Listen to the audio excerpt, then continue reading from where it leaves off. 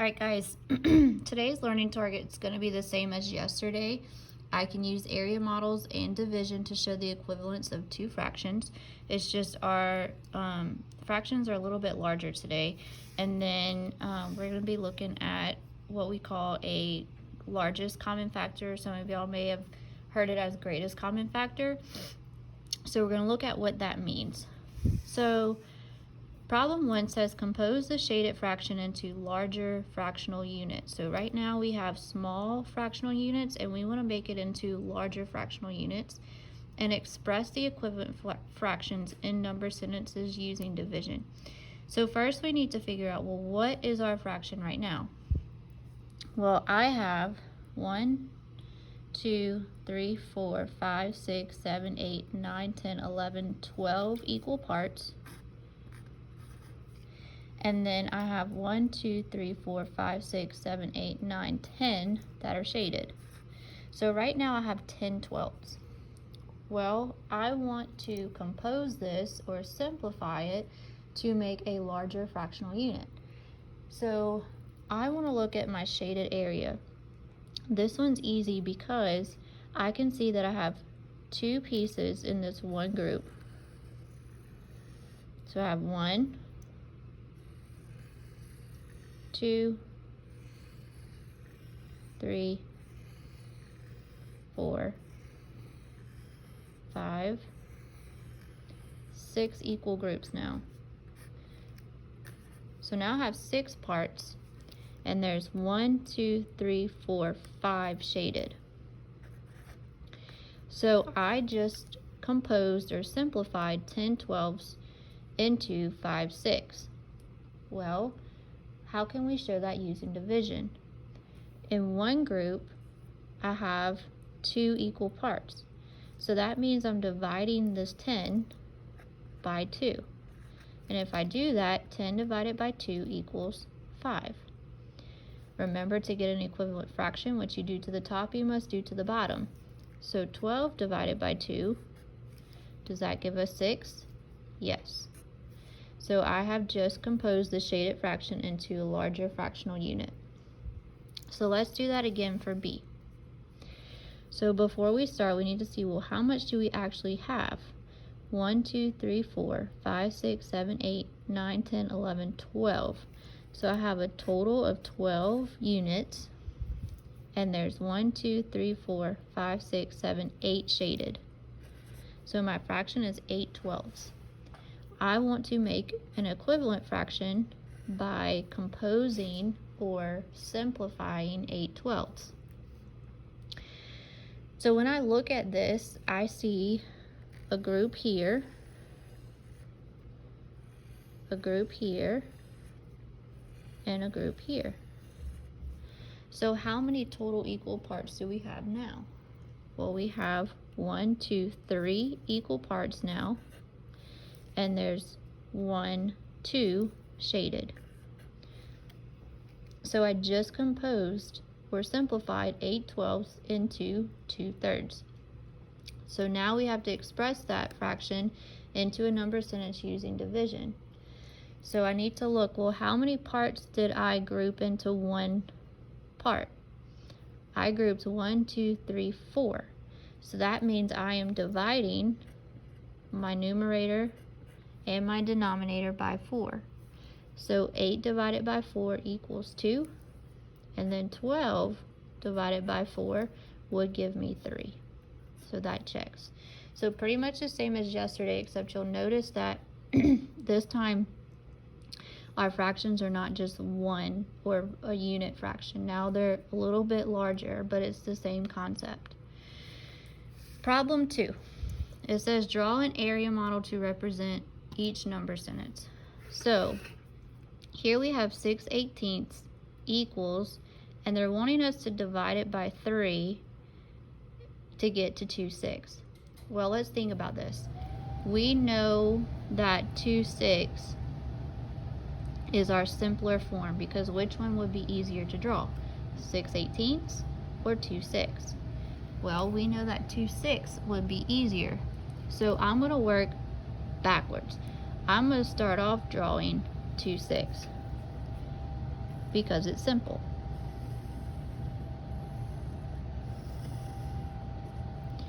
So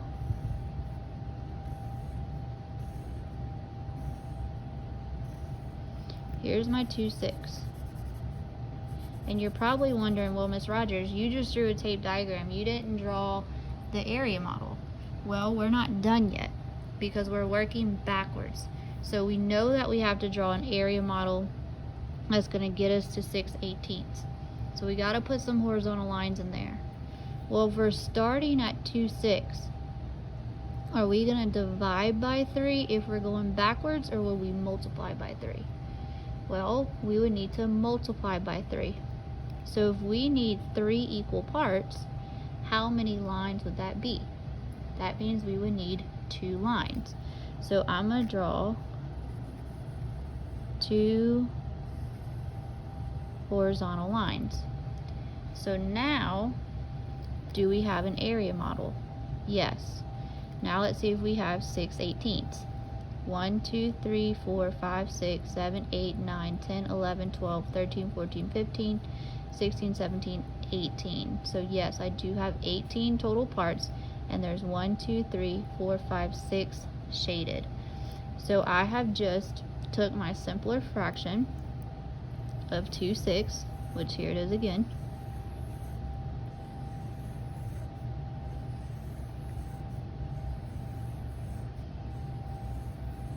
and composed it or decomposed it to get to 6/18.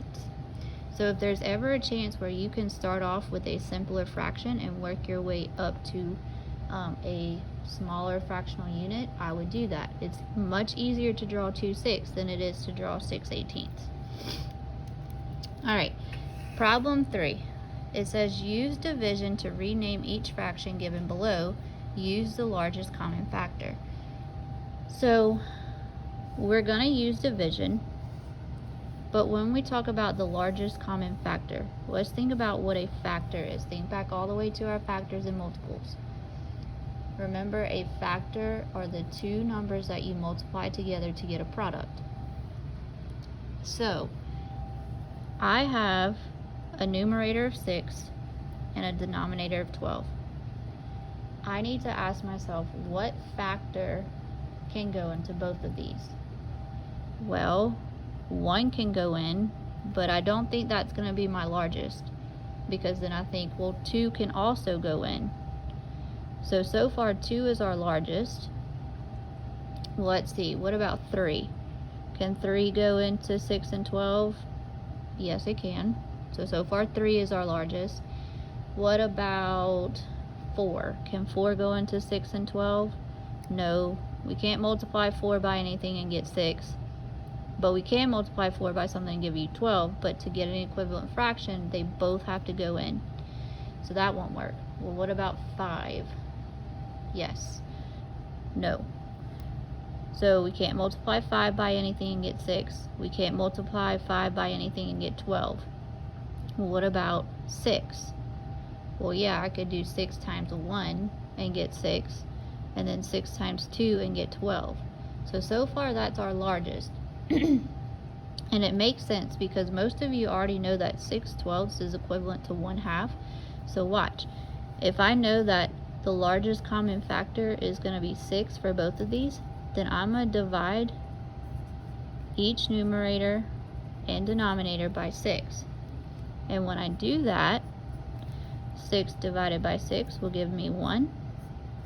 And then 12 divided by 6 will give me 2. So we know that 6/12 is equal to 1/2. And we did that by finding the largest common factor. So let's try B. We have 4/12. So we're going to start off with 1. We know that 1 times 4 will give us 4.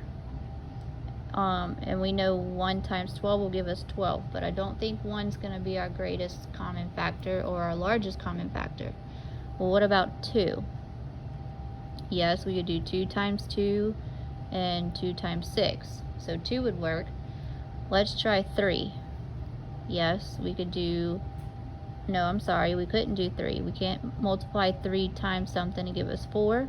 We could do 3 times 4 to give us 12.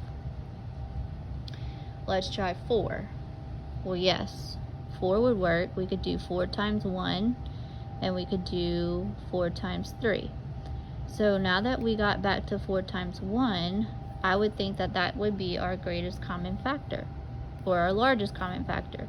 So we would divide by 4 on our numerator and denominator. So 4 divided by 4 is equal to 1. And then 12 divided by 4 is equal to 3. So 4/12 is equal to 1/3. And we found that by doing our largest common factor. And one thing that I want to point out is if you don't realize that 6 and 4 was our largest, what would end up happening is, say you knew that 6 and 12 could be divided both by 2. So let me write this out. We know that these can both be divided by 2. And so 6 divided by 2 would give you 3. And 12 divided by 2 would give you 6. Well, then you look at 3/6.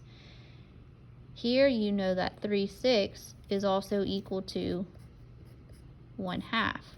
And so what you would end up doing is, you know that 3 divided by 3 will give us 1, and 6 divided by 3 would give us 2. So that's the process that you would take until you get down to where you have a fraction that you cannot divide the numerator or denominator by the same factor. Alright, and then let's look at C, 8/12. So, largest common factor. We know 1's going to go into both. Well, what about 2? We know 2. So we know 1. We know 2. What about 3? Nope. What about 4? Yes. What about 5? Nope. 6? Nope. 7? Nope. 8? Well, we could divide by 8 at the top, but we could not divide by 8 by the bottom. So now that we've reached our numerator here, and it can't go in that many times, then 4 would end up being our largest common factor. So we would divide our numerator by 4 and our denominator by 4. So 8 divided by 4 is equal to 2. And then 12 divided by 4 is equal to 3. So 8/12 would be equal to 2/3. I cannot simplify this anymore because I can't divide 2 and 3 by the same factor to get a simpler fraction. Alright, so go ahead and get started on problem set. Try your best. The first part will be easy. If you did not understand this part, I just want you to give it a try, and then we'll go over it tomorrow. Alright.